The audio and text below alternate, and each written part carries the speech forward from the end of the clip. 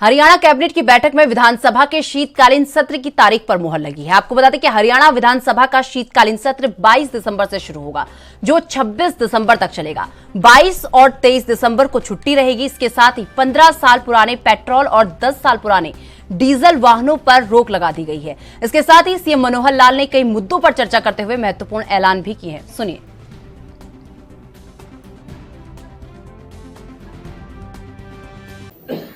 एक एजेंडा आया है कि आयुष के जो चिकित्सक हैं इनकी भर्ती 2019 में थोड़ा जल्दी करने के लिए डिपार्टमेंट ने एचपीएससी से उसको छूट मांगी थी, लेकिन बाद में डिपार्टमेंट को ध्यान में आ रहा है कि उनके लिए भर्ती करना कठिन हो रहा है, इसलिए वापस वो एचसीएस को 205 पद भरने के लिए और ये प्रपोजल एक पारित किया है कि एचपीएससी ही उसको भरेगी। जैसा प्रधानमंत्री जी ने घोषणा की है कि पुराने कानून जो अब निरर्थक हो गए प्राय तो 100 साल पुराने भी कानून थे, उस समय शायद उपयोगी रहे होंगे, वो नहीं है, तो ऐसे केंद्र में भी उनको निरस्त किया जा रहा है। प्रदेशों में भी लॉ कमीशन के माध्यम से हम उनका चिन्हित करते हैं और जो कानून अब समय के हिसाब से उपयोगी नहीं रहे, ऐसे कानूनों को वापस किया जाता है। 4 कानून इस बार ये वापस किए गए हैं। Punjab small town tax validating act 1934 का है, Punjab municipality tax validating act 1934 का है, फिर Punjab urban immovable property tax validation of list 1943 का है और Punjab municipal tax validating act 1956 का है। ऐसे ये 4 एक्ट अब निरर्थक हो गए हैं। इसकी बजाय अब नए जो टैक्स हैं, नए जो एक्ट है वो अब लागू चल रहे हैं।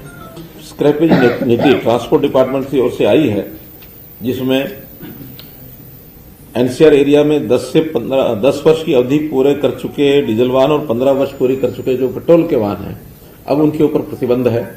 लेकिन उसके बाहर अभी वैसा प्रतिबंध नहीं है, लेकिन उसके लिए उनको डिस्करेज करने के लिए और जो आदमी अपना पुराना वाहन छोड़कर नया वाहन लेगा, 10 साल और 15 साल वाला जो वाहन को स्क्रैप करने के बाद नया वाहन लेगा तो उसको 10% की मोटर वाहन कर में छूट मिलेगी, या उसमें जो उसका स्क्रैप वैल्यू है जो उसने बेचा है उसका प्रमाण देगा, उसका 50% कीमत, दोनों में से जो कम होगा वो छूट नए वाहन खरीदने में मिलेगी। और जो उसका पंजीकरण होगा उसमें भी 25% की उसको छूट मिलेगी। तो इस प्रकार से प्रोत्साहन दे रहे हैं कि पुराने वाहनों को लोग डिस्करेज करें, कंडम करें और नए वाहन खरीदें। एक विषय जो पुलिस के जो वाहन हैं, हमारा 112 की जो गाड़ियां चलती हैं उस पर ड्राइवर्स की कमी थी। वहां डबल शिफ्ट में, क्योंकि 24 घंटे वो चलती है सर्विस, तो उसमें 1500 नए पुलिस के ड्राइवर्स ये भर्ती किए जाएंगे।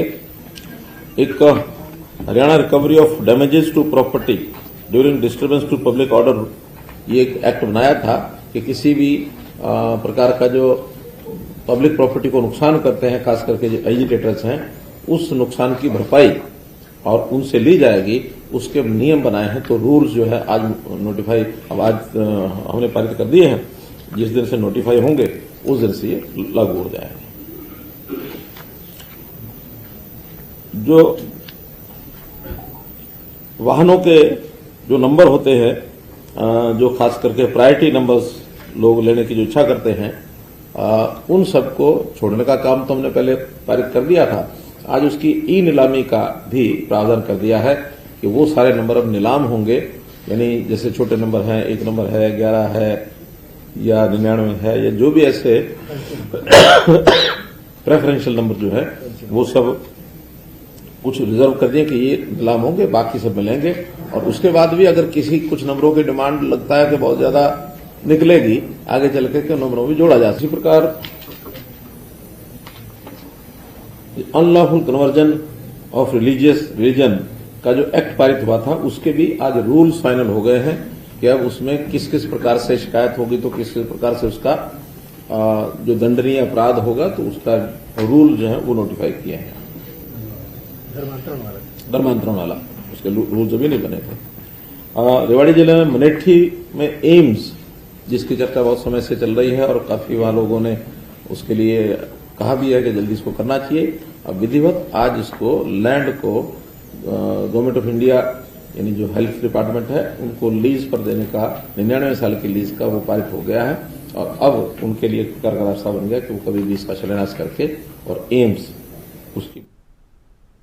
हरियाणा के मुख्यमंत्री मनोहर लाल ग्राम उत्थान के प्रति पूरी तरह से गंभीर है। वे जहां ग्रामीणों की समस्याओं का समाधान ग्राम स्तर पर ही करने के लिए प्रयासरत हैं, तो वहीं सरकारी योजनाओं को उनके घर द्वार पर ही देने के लिए कटिबद्ध हैं। आपको बता दें कि ग्राम संरक्षक संवाद कार्यक्रम के तहत ग्राम संरक्षकों से सीधा फोन कॉल के माध्यम से रूबरू हुए और मुख्यमंत्री मनोहर लाल ने अपने आवास से ऑडियो कॉन्फ्रेंस के माध्यम से राज्य भर के हजारों ग्राम संरक्षकों से संवाद स्थापित किया।